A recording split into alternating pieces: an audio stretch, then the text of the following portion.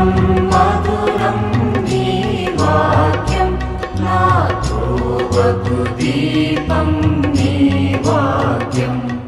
యేసు నామములో మీకు శుభములు సమృద్ధిగా కలుగునుగాక. మధురం నీ వాక్యం అనే కార్యక్రమానికి స్వాగతం. ఈరోజు మనం లూకా సువార్త 14వ భాగంగా విశ్వాసం యొక్క శక్తి అనే అంశాన్ని మనం ధ్యానించుకుందామండి. మధురం మధురం నీ వాక్యం నా త్రోవకు దీపం నీ వాక్యం. మనలో ఎంత విశ్వాసం ఉంటుందో యేసు ప్రభు ఇది నాకు చేస్తారని, ఆ విశ్వాస పరిమాణాన్ని బట్టి మీరు దాన్ని పొందుతారు అని ఈరోజు మనం నేర్చుకుంటామండి. ముందుగా యేసు ప్రభు ఇంకా బోధిస్తూ ఉన్నారండి ప్రజలకి. ప్రతి పల్లె నుండి గొప్ప ప్రజా సమూహము ఆయన బోధలు వినడానికి వచ్చినారన్నమాట. అప్పుడు వాళ్ళకి ఆయన ఇంకా బోధిస్తున్నారు. విత్తువాని ఉపమానం నేను ధ్యానించుకున్నాము. చాలా ముఖ్యమైందండి. మన హృదయము ఈ 4 హృదయాల్లో ఎలాంటిదో తెలుసుకొని మనం మళ్ళా సారవంతమైన నేలగా మారాలి. అది ఎవరు మారుస్తారంటే పరిశుద్ధ ఆత్మదేవుడు. అందుకే ఎజెకియెల్ 36:26లో ఏమంటారంటే, అక్కడ దేవుడు మాట్లాడుతున్నారు, మీ నుంచి రాతి గుండె తీసేసి నేను మాంసపు గుండె ఇస్తాను, నేను నా ఆత్మని మీలో ఉంచి మీరు నా చట్టాలు పాటించేలాగా చేస్తాను. అప్పుడు ఎప్పుడైతే మీరు పాటిస్తారో అప్పుడు నేను మీ తండ్రి, మీ దేవుడు, మీరు నా ప్రజలు. ఆయన తండ్రి అవుతే మనం ఆయన బిడ్డలు అవుతే ఆ తండ్రికి ఉన్నదంతా మనదేనండి. ఎప్పుడు ఆయన ఆజ్ఞలు పాటిస్తాం. అప్పటి వరకు ఏదో రిలీజియస్ అన్నమాట, పీపుల్ లాగా అలవాటుగా చర్చికి వెళ్ళడము రావడము అంతే. ఆయన పిల్లలు కాదు, ఆయన మాట విధేయించినప్పుడే. అందుకే ఇక్కడ జీసస్ ఏం చెప్తున్నారంటే, ఈ కనెక్షన్ ఏంటి అని అనుకుంటున్నాను నేను అన్నమాట.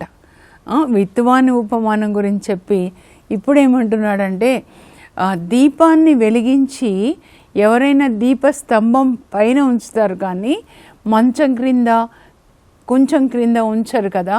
ఎందుకంటే లోనికి వచ్చే వాళ్ళందరికీ వెలుగు ఇవ్వడానికి ఇంటిలో, పెద్ద ఇల్లు మీ ఇల్లు అనుకోండి, మీ ఇంట్లోకి వచ్చే వాళ్ళకి వెలుగు ఇవ్వాలి. ఇది రాత్రి, అప్పుడు దీపాన్ని వెలిగించి దీపస్తంభం మీద పెడతారు కదా. అలాగే దేవుడు కూడా మన ఆత్మ దీపాన్ని వెలిగించి, మన హృదయ దీపాన్ని వెలిగించి పాట పాడుతూ ఉంటారు చూడండి, వెలిగించుమయ నా యేసయ్య నా హృదయ దీపం. కరెక్ట్గా తెలిసి పాడాలండి పాట కూడా ప్రార్థనే. పునీత అగస్టిన్ గారు అంటారు ఏంటంటే, ఒకసారి పాడితే 2 సార్లు ప్రార్థించినట్లుగాని. నా హృదయ దీపాన్ని వెలిగించు. సామెతల గ్రంథం 20:27లో ఏమని రాయబడి ఉంటుందంటే, మనలోని అంతరాత్మ దేవుడు పెట్టిన దీపం, అది మన అంతరంగాన్ని పరిశోధిస్తూ ఉంటుందంట. దీపం వెలిగించినప్పుడు ఇంట్లో ఏది ఎక్కడుందో తెలుస్తుంది కదండి. మరి మన అంతరాత్మ అనే దీపాన్ని వెలిగించాలి. ఇప్పుడు మా అమ్మ ఎట్లా దీపం వెలిగించేదో ఎవరు వెలిగిస్తారంటే పరిశుద్ధ ఆత్మ అన్నమాట.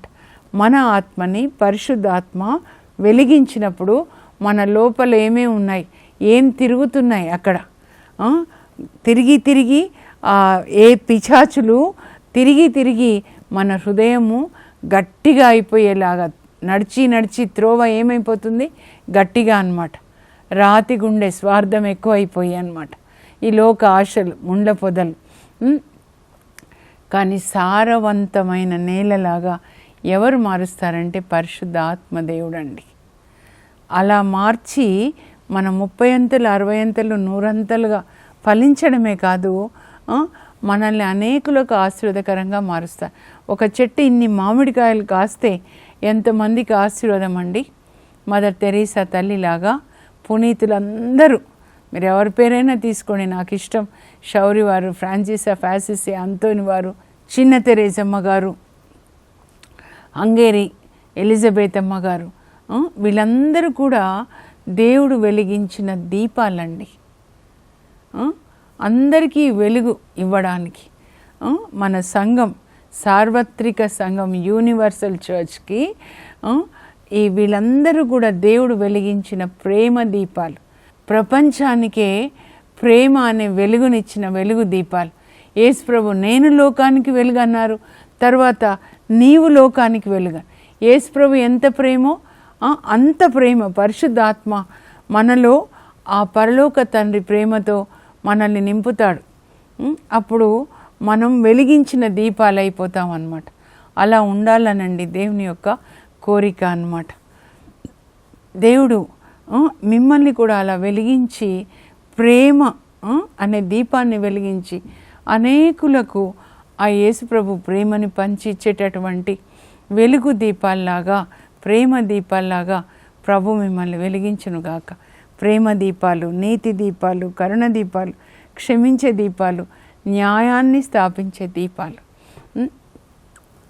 ఇంకా ఆ తర్వాత ఏంటంటే ఇలా యేసుప్రభు బోధిస్తూ ఉన్నారండి. చాలామంది గొప్ప ప్రజా సమూహం అంటే 5,000 4,000 ఉన్నారు. అప్పుడు మరియ తల్లి వచ్చారంట యేసుప్రభుని కలుసుకోవడానికి అని చెప్పి.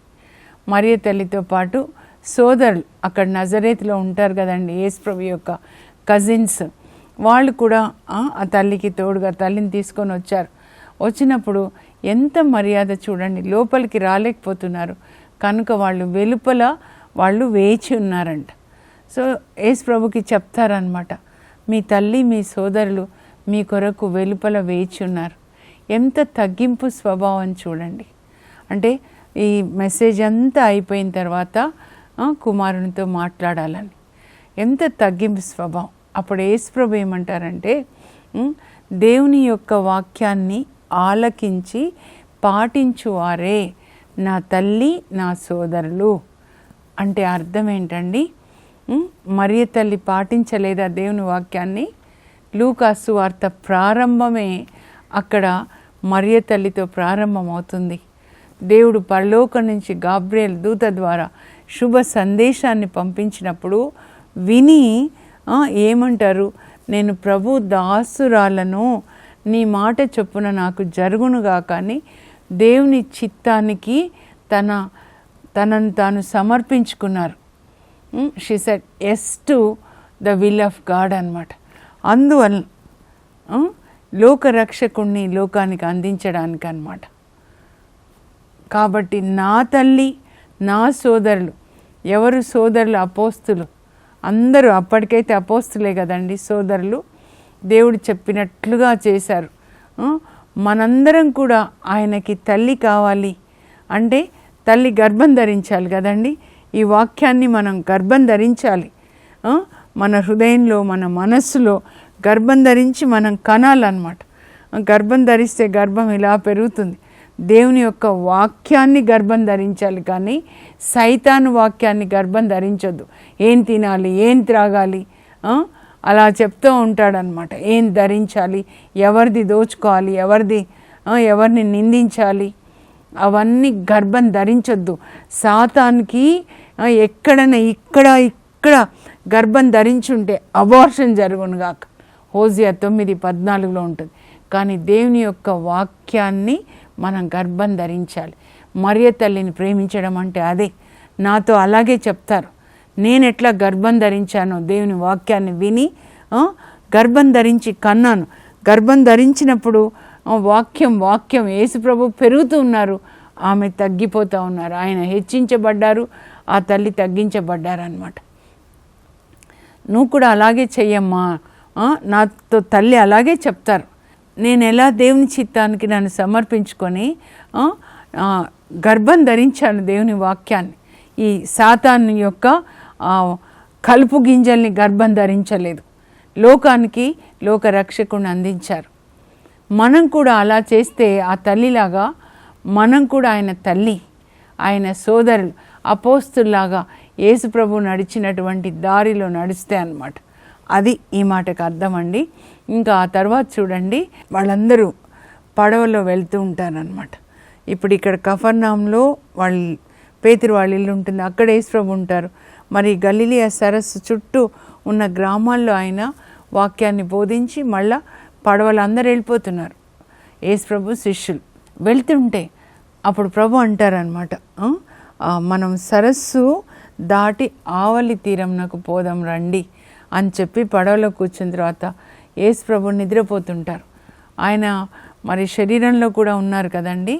అలసిపోయి నిద్రపోతుంటే సడన్గా మరి అలలు అనమాట, గాలి వాన వేస్తుంది, తుఫాను చెలరేగుతుంది ఆ గలిలియా సరస్సులో. అప్పుడు ఆ తుఫాను వల్ల నీళ్లు పడవలోకి వచ్చి పడవ మునిగిపోయేలాగా ఉంటుంది. అప్పుడు వీళ్ళు యేసు ప్రభుని లేపుతారనమాట నిద్రపోతుంటే, ప్రభా మేము నశించిపోతున్నాం. అప్పుడు యేసు ప్రభు లేచి గాలిని మరి అలల్ని గద్దించగానే గొప్ప ప్రశాంతత అనమాట. అలలన్నీ అనిపోయి వాళ్ళకి ఎంత ఆశ్చర్యమో. సముద్రం కూడా గాలి అన్నీ కూడా ఆయనకి విధేయిస్తున్నాయి, ఎందుకంటే ఆయన సృష్టికర్త అండి. గాలి అలలు సముద్రం అన్నీ ఈయనకి విధేయిస్తున్నాయి. ఈయన ఎవరో, ఈయన దేవుని కుమారుడు అని చెప్పాలి. ఆ తర్వాత ఒకసారి యేసు ప్రభు గెరాసేన్ల ప్రాంతానికి వెళ్తాడండి. అనగానే మనకు ఒకటే గుర్తొస్తుంది, గెరాసేన్లు, గదరా సేన్లు అట్లా అంటారు కదా, మార్కు 5లో కూడా అనమాట. అక్కడ ఒక వ్యక్తి మరి దయ్యం పట్టి ఉన్నాడనమాట. దయ్యం ఒక్కటి కాదండి, 6,000 దయ్యాలు అనమాట. ఇక్కడ బట్టలు వేసుకోవట్లేదు, రాళ్లతో తనను తాను గాయపరుచుకుంటున్నాడు, ఎప్పుడూ సమాధుల్లోనే ఉంటున్నాడు, ప్రజలు గొలుసులతో కట్టేస్తే వాటిని తెంపేసుకుంటున్నాడు, బట్టలు లేకుండా. చూడండి, ఏ మనిషి అట్లా ఉండరు కదండి. అంటే లోపల ఉన్న పిశాచులు 6,000 ఈయనని ఈ విధంగా బాధ పెడుతున్నాయి. ఆయనకి ఇంకా ప్రార్థించుకునే స్థితిలో ఉంటాడా చెప్పండి? అలాంటి వాళ్ళ పట్ల ఎంత ప్రేమ అంటే యేసు ప్రభు ఒక్కడే మరి పడవలో కూర్చొని ఇక్కడ వచ్చేసి ఆ తర్వాత ఈయన దగ్గరికి వస్తాడనమాట. ఈయన దగ్గరికి రాగానే ఆ లోపల దయ్యాలు ఉంటాయి కదండి, అవి అరుస్తాయి అన్నమాట. ఏమంటాయి చూడండి, సర్వోన్నతుడవగు దేవుని కుమారా. ఈయన ఎవరో అన్నారు శిష్యులు చూడండి, కానీ ఇక్కడ ఈ దయ్యం ఏమంటున్నాడు అని అంటే, దయ్యాలు యాక్చువల్గా 6,000, సర్వోన్నతుడవగు దేవుని కుమారుడా, యేసు ప్రభు నా జోలి నీకేలా, నన్ను నాశనం చేయడానికి వచ్చావా అని అడిగితే ప్రభు అంటారు, నీ పేరేంటి అంటే, మేము అనేకులము కనుక మమ్మల్ని దళము అంటారు, లీజన్ అనమాట, మిలిటరీ టర్మ్. అంటే 6,000 పిశాచులు ఉన్నాయి. అప్పుడు యేసు ప్రభు గద్దిస్తారనమాట, ఇతనిలో నుంచి బయటికి రమ్మని ఆజ్ఞాపిస్తున్నానని గద్దిస్తే అప్పుడు ఆ దయ్యాలు ప్రాధేయపడతాయంట. మమ్మల్ని అగాధంన ప్రవేశించమని ఆదేశించొద్దయ్యా, అగాధంన ప్రవేశించమని మమ్మల్ని ఆజ్ఞాపించకు. అంటే మనం అట్లా ఆజ్ఞాపించాలి, అగాధంలోకి వెళ్ళిపోండి. తిండిపోద్దయ్యాలు, త్రాగుబోద్దయ్యాలు, ధనాశ, సోమరితనం, తిండిపోతనం, ఇవన్నీ కూడా అగాధంలోనికి ప్రవేశించండి అని యేసు నామంలో గద్దించాలి. దయ్యాలు చూడండి ప్రార్థన చేస్తున్నాయన్నమాట. ఏమని? ఆయనలోంచి బయటికి రమ్మంటే వస్తాం కానీ అగాధంలోకి పంపించొద్దు, ఆ పందుల్లోకి పంపించండి, ఆ పందులోకి పంపించండి మమ్మల్ని. అంటే అలాగే వెళ్ళండి అంటారనమాట యేసు. దయ్యాల ప్రార్థన కూడా ఆలకిస్తున్నారు చూడండి. అప్పుడు ఈ వ్యక్తి, ఒక్క వ్యక్తిలో ఉన్నటువంటి 6,000 అక్కడ పందులు మేస్తున్నాయి. 2,000 పందుల్లోకి వెళ్తాయండి. 2,000 అంటే ఆ ఊరి వాళ్ళందరి పందులు అనమాట, వాళ్ళ ఆస్తి అదే కావచ్చు. అప్పుడు ఆ పందులు అనుకుని ఉంటాయి అనుకుంటా నేను, మిమ్మల్ని మోస్తూ ఉండే కంటే చస్తే బెటర్ అని ఆ సరస్సులో పడి చనిపోయినాయంట. అప్పుడు ఈ పందులు కాసే వాళ్ళు ఉంటారు కదా, ఇదంతా వాళ్ళు చూస్తారనమాట. చూసి ఊర్లోకి వెళ్ళి చెప్తారు ఇలా జరిగింది, ఎందుకంటే వాళ్ళ మీదకి వస్తుంది కదా. అప్పుడు ఊరు వాళ్ళు వస్తారనమాట. వచ్చేసరికి ఈయన ఈ దయ్యం పట్టినవాడు చక్కగా వస్త్రాలు ధరించి యేసు ప్రభు దగ్గర కూర్చొని ఉంటాడండి. ఎవరు తెచ్చారండి వస్త్రాలు? యేసు ప్రభు తీసుకొని వచ్చారు. ఎంత ప్రేమ చూడండి. ఊరికే జపాలు చెప్తాం కానీ ఒక ఊరిలో ఎవరైనా అనారోగ్యంగా ఉన్నారు, లేదా ఏదో ఒక విషయంలో కష్టంలో ఉన్నారు, త్రాగుల్లో ఉన్నారు, మరి తప్పిపోయి ఉన్నారు, మనుష్య కుమారుడు తప్పిపోయిన దాన్ని వెదకి రక్షించడానికి వచ్చారు. ఎంత ఆయన హృదయం అర్థం చేసుకోవాలండి. మనం అలా ఉండాలని ప్రభు కోరుకుంటున్నారనమాట. ఆది కాండంలో కూడా వాళ్ళు దేవుడు తినొద్దన్న పండు తిన్న తర్వాత మహిమ వాళ్ళని విడిచి వెళ్ళినప్పుడు దేవుడే జంతువులని చంపి జంతు చర్మంతో వస్త్రాన్ని కుట్టి వాళ్ళకి తొడుగుతారు. ఇప్పుడు ఈయనకి వస్త్రాలని తీసుకొని వచ్చి యేసు ప్రభు తొడిగారు. మనందరికీ కూడా మనం పాపం చేసినప్పుడు దేవుని మహిమని కోల్పోయాం అందరం కూడా. కానీ యేసు ప్రభు తన రక్తంతో మనల్ని కడిగి, పరిశుద్ధాత్మ దేవుడు యేసు రక్తంతో యేసు వాక్యంతో మనల్ని కడిగి ఆ కలువరి శిలువ చెంత నీతి వస్త్రంతో మనల్ని కప్పుతాడండి. దీన్నే రక్షణ వస్త్రం, వివాహ వస్త్రం. పరలోకానికి వెళ్ళాలి అంటే మనం ధరించవలసిన వస్త్రం అన్నమాట. ఎంత ఉంది. మన ఆత్మ కూడా ఇలాగే ఉంటుందండి. ఇంత లెవెల్ కాకపోయినా, ఆ సమాధుల్లో ఉండకపోయినా కూడా లోపల ఈ దయ్యపు శక్తులు ఇట్లా ఉంటాయన్నమాట. ఆత్మ నగ్నంగా ఉంటుంది. మన ఆత్మని మనమే నాశనం చేయాలని ఎడారికి తీసుకొని పోతుందంట. ఇంకా మూర్ఛ రోగి గురించి వాళ్ళ నాన్న అంటాడు, ఈ దయ్యం ఆవేశించినప్పుడల్లా ఈ మూర్ఛ రోగం నిప్పుల్లో మరి నీళ్ళలో పడేస్తూ ఉంటుంది. నిప్పుల్లో నీళ్ళలో పడేస్తాడు ఈ దయ్యం. అంటే ఎలాగైనా మనిషిని చంపి ఆత్మని నరకం తీసుకెళ్ళాలని. మనం ఇప్పటికైనా కూడా మేల్కొనాలండి.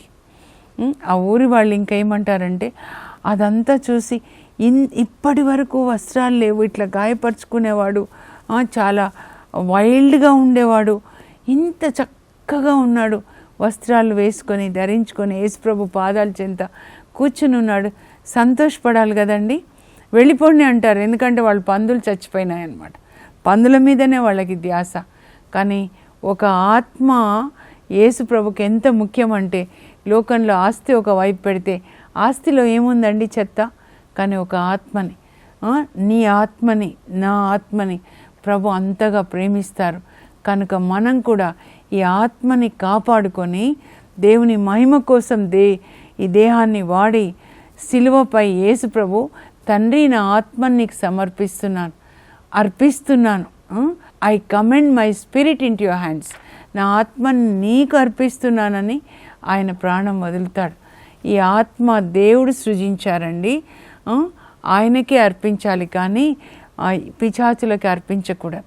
ఈ దేహం కూడా ఆయనే సృజించాడు, ఆయన మహిమ కోసమే వాడాలన్నమాట. చాలా ఇందులో అంతరార్థం ఉంటుంది. 6,000 కాకపోయినా ఎన్ని ఉన్నాయి, అవన్నిటి నుంచి మనకి విడుదల కలగాలి. ఆ తర్వాత యేసు ప్రభు మరి యాయిరు కుమార్తెను బ్రతికిస్తారండి. ఆ తర్వాత రక్తస్రావ రోగిని బ్రతికిస్తారు. యాయిరు ఎవరు అంటే ప్రార్థనా మందిర అధికారి, అంటే సినగోగ్ పెద్ద అన్నమాట. అంటే వాళ్ళు యూదులు, మరి ప్రార్థనా మందిరానికి అధికారి అంటే పెద్ద పొజిషన్. యూదులు వాళ్ళు నమ్మట్లేదు, కానీ ఈయన చూడండి తన కుమార్తె మరణావస్థలో ఉందని యేసుప్రభు పాదముల మీద పడి ఆయన ప్రాధేయపడతాడు. నా కుమార్తె మరణావస్థలో ఉంది ప్రభా, మీరు రండి స్వస్థపరచండి అని. అప్పుడు యేసుప్రభు ఆయన విశ్వాసాన్ని చూస్తాడు. ఎంత పెద్ద అధికారం ఉంది అన్న కైఫాలు, పరిసయ్యులు ఎన్నెన్ని అంటారండి, కానీ ఈయన నమ్మాడు. ఏం నమ్మాడంటే ఈయన దేవుని కుమారుడు. దయ్యాలు కూడా నమ్మాయి చూడండి. దేవుని కుమారా, సర్వోన్నతుడవగు దేవుని కుమారా యేసు ప్రభు, మమ్మల్ని హింసించొద్దు, మా జోలికి రావద్దు అని ఈయన కూడా నమ్మాడనమాట. దేవుని కుమారుడు యేసు ప్రభు అని నమ్మి తన కుమార్తె మరణావస్థలో ఉంది, రమ్మని ప్రాధేయపడినప్పుడు యేసు ప్రభు బయలుదేరుతారండి. ఎప్పుడు చూడండి అవైలబుల్గా ఆ యాయిర్తో కలిసి బయలుదేరుతుంటే దారిలో ఇంకొక స్త్రీ అన్నమాట, రక్తస్రావ రోగి. ఆమె చాలా 12 సంవత్సరాల నుంచి రక్తస్రావం అండి. డాక్టర్స్ దగ్గర వెళ్ళినప్పుడు అది ఇంకా ఎక్కువ అయిపోయిందంట. కొన్నిసార్లు అలా అవుతుంది, ఎప్పుడు కాదు. కానీ అప్పుడు ఆమె విన్నదన్నమాట. ఎవరిని గురించి విన్నదండి? మీరెవరి గురించి వింటున్నారు? వినుట వలన విశ్వాసం కలుగుతుంది. వినుట క్రీస్తుని గురించిన వాక్యం. క్రీస్తుని గురించి వినండి, చదవండి, పాటించండి. అప్పుడు విన్నది యేసు ప్రభు తాకితే స్వస్థత, ఆయనను తాకితే స్వస్థత. ఇంకా నిర్ణయించుకుంది ఎలాగైనా నేను వెళ్ళాలని వెనక్గా వచ్చిందనమాట. యేసు ప్రభు ఇలా వెళ్తుంటే వెనక్గా వచ్చి ఆయన అంగి అంచు తాకితే నాకు స్వస్థత అని తాకుతుంది, స్వస్థతని పొందుతుందన్నమాట. చూడండి ఎంత విశ్వాసం అంటే ఆమె తలంచింది. అందుకే ముందు థాట్స్ తలంచాలి. ఆయన అంగి అంచు తాకితే నాకు స్వస్థత, ఆయన వాక్యాన్ని చదివి పాటిస్తే నాకు స్వస్థత అనుకొని తాకుతుంది, స్వస్థత పొందుతుంది. అప్పుడు యేసు ప్రభు అంటారు, ఎవరో నన్ను తాకారు అనగానే అప్పుడు పేతురు ఏమంటాడంటే, ముందు మాట్లాడేది పేతురే. ఏం ప్రభా వెనకాల చాలామంది తోస్తున్నారు కదా, వెనకాల ఇంతమంది ఉన్నారు, పెద్ద గుంపు తోస్తున్నారు, తాకారేంటి? అవును చాలామంది తోస్తున్నారేమో, కానీ ఒక్కరు మాత్రం తాకారు విశ్వాసంతో. నా నుండి శక్తి వెడలినది. యేసు ప్రభులో ఉన్న శక్తి ఆమెలోకి వెళ్ళిపోయి ఆమెకి వెంటనే స్వస్థత అన్నమాట. అప్పుడు ఆమె ముందు వచ్చి చెప్తుంది, ప్రభా ఇలా జరిగింది అంటే అప్పుడు యేసు ప్రభు ఏమంటారంటే, ఆమె భయంతో వణుకుతుంది. ప్రభు ఏమంటారు, కుమారి నీ విశ్వాసము నిన్ను స్వస్థపరిచిందమ్మా, సమాధానంతో వెళ్ళు. స్వస్థత పొందిందా? అంతేకాదు కొత్త రిలేషన్. కుమారి నువ్వు నా కుమార్తె, నేను నీ తండ్రి. She entered into a relation with Jesus Christ. అది అండి మన నుంచి దేవుడు కోరుకునేది ఏంటంటే ఆయనతో రిలేషన్ అన్నమాట. ఆయన తండ్రి, మనము ఆయన పిల్లలు. అలాంటి రిలేషన్, అంత విశ్వాసం. ఇదంతా విశ్వాసం యొక్క శక్తి అన్నమాట. ఆయన అంగి అంచు తాకితే స్వస్థత అని తాకింది, స్వస్థత పొందింది అన్నమాట. పొందడమే కాదు, కొంతమంది స్వస్థత పొంది వెళ్ళిపోతారు, ఏ రిలేషన్ ఉండదండి. ఇలా ప్రార్థించుకున్నాము, ఇలా మాకు జరిగింది అని. కానీ యేసు ప్రభుతో రిలేషన్లోకి ఎంటర్ కావడం ముఖ్యమైనది. అది that is what is called Christianity, it's a relation with Jesus, it's not a religion. ఇంకా తర్వాత అలా ఈమెతో మాట్లాడుతుంటారు, అమ్మా కుమారి నువ్వు భయపడొద్దమ్మా, నేను స్వస్థపరిచింది అంగి అంచు కాదమ్మా నీ విశ్వాసం. ఇంకా సమాధానంతో వెళ్ళి, ఇంకేం రోగం లేదు కుమారి, ఇప్పటి నుంచి నువ్వు నా కుమార్తె. అప్పుడు ఆ లోపల ఈ యాయిరు ఇంటి నుంచి వచ్చి చెప్తారనమాట, ఇంకా గురువు గారిని మీరు శ్రమ పెట్టొద్దు, మీ కుమార్తె మరణించింది అనగానే ఎలా ఉంటుందండి తండ్రికి? ఆయన ఇలా అయిపోతుంటాడనమాట. అప్పుడు యేసు ప్రభు ఏమంటారంటే, నువ్వు భయపడకు, విశ్వాసాన్ని కలిగి ఉండు, నీ కుమార్తె జీవిస్తుంది, భయపడకు. చనిపోయిందంటే తండ్రి హృదయం ఎట్లా ఉంటుంది? యేసు ప్రభు ఆయనను చూస్తారు, ధైర్యాన్ని చెప్తారు, భయపడకు, నీ కుమార్తె బ్రతుకుతుంది, జీవిస్తుంది, విశ్వాసాన్ని కోల్పోకు అని ఇంకా వాళ్ళు ఇంటికి వస్తుంటారనమాట. ఇంటికి వస్తుంటే వాళ్ళు చెప్తారు కదా చనిపోయింది అమ్మాయి అని చెప్పేసి. అప్పుడు యేసు ప్రభు చెప్తాడు, ఇంకా చనిపోతే మేళాలు తాళాలు అవన్నీ ఉంటాయి కదా, చెప్తారు యేసు ప్రభు, అమ్మాయి చనిపోలేదు, అమ్మాయి నిద్రిస్తుంది. వాళ్ళకి తెలుసు చనిపోయిందని కనుక ఎగతాళి చేస్తారనమాట. అప్పుడు ప్రభు ఇంకా లోపలికి ఆ అమ్మాయిని ఎక్కడైతే పడుకోబెట్టారో ఆ డెడ్ బాడీని తనతో ముగ్గురిని తీసుకొని వస్తారు, పేతురు, యోహాను, యాకోబు, తర్వాత అమ్మాయి తల్లిదండ్రులు. ఇంకా ఎవరిని లోపలికి రానివ్వలేదన్నమాట. అప్పుడు లోపలికి వచ్చేసి ఆ బాలిక చేయి పట్టుకొని, బాలిక లెమ్ము అనగానే ఆ అమ్మాయి లేచి కూర్చుంటుంది. 12 సంవత్సరాల అమ్మాయి. తల్లికి తండ్రికి ఎంత మరి ఆనందం అండి. పాప తినడానికి ఏమన్నా పెట్టమని యేసు ప్రభు చెప్తారనమాట. అంటే ఎంత విశ్వాసం, అది మనం చూడాలి.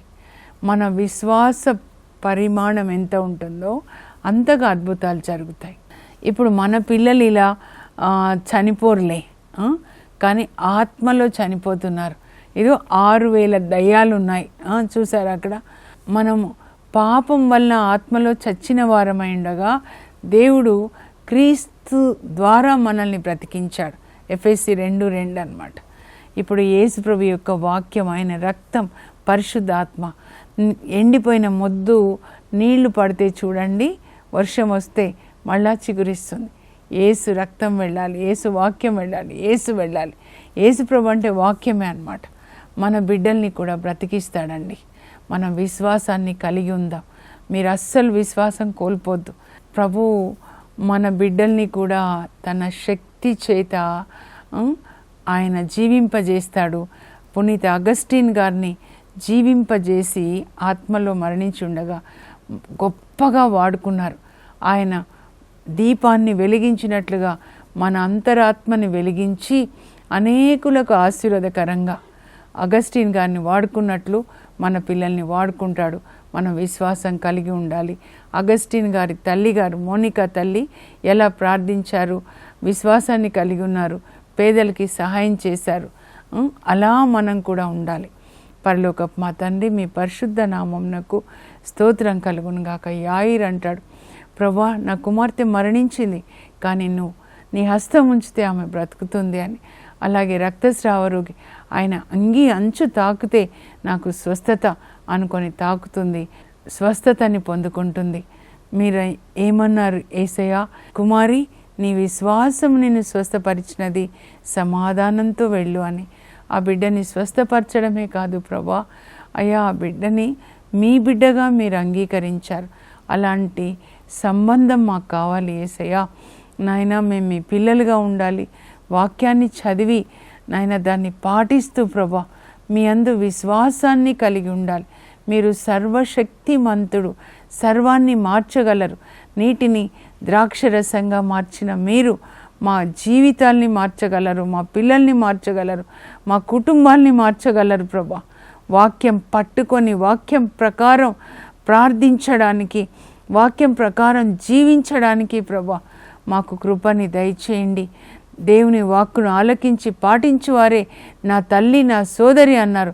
కనుక మీ వాక్యాన్ని మేము ప్రభా ఆలకించాలి, పాటించాలి, ప్రకటించాలి. ఆ కృప దయచేయమని యేసు నామంలో అడుగుచున్నాం తండ్రి, ఆమెన్.